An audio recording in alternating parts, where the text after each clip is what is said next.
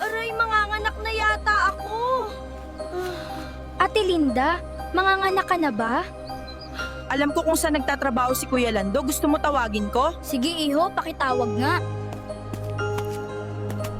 Tama yung daan mo, mas mabilis dumaan sa likod bahay. Mag-iingat ka.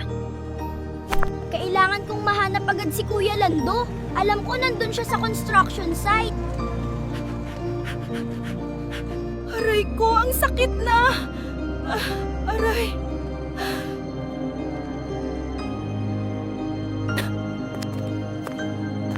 Lando! Lando! Nasaan ka na? Kuya Lando! Kuya Lando, tawag ka ng asawa mo, manganganak na yata.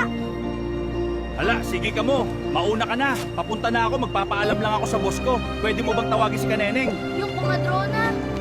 Sige ba? Boss, pwede ba kong umuwi? Manganganak ang asawa ko, kailangan niya ako doon. Lando, unang araw mo pa lang sa trabaho, gusto mo agad magpaalam.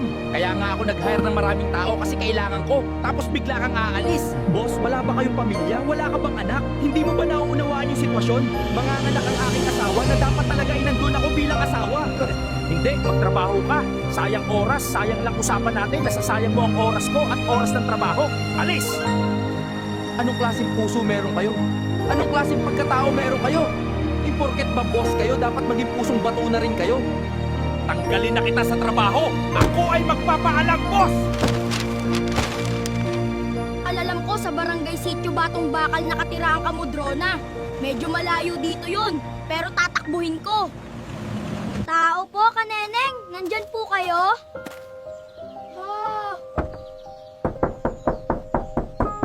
Kaneneng, si Linda po manganganak na. Pinapatawag kayo. May sasakyan ka bang dala? Wala po.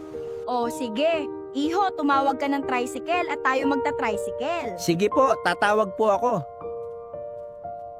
Kuya, iliko mo sa kaliwa, malapit na po tayo. Sige, Iho! Oh, malapit na ako dyan, Linda. Hintayin mo ako. Malapit na ako, mahal ko. Kaneneng, kayo na po ba yan? Pasok na po kayo. Aray ko, napakasakit na. Manganganak na yata ako. Buti naman, Lando, at dumating ka na.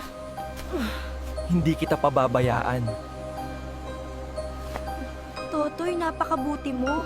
Okay na bang lumabas ka muna? Wala pong problema, Kuya Lando. Salamat, Totoy. Humiga ka na. Oo, sige, handa ka na ba?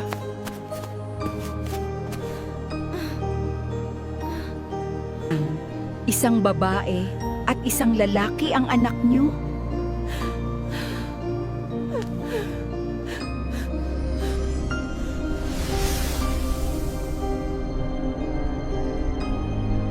Totoo ang kasabihan.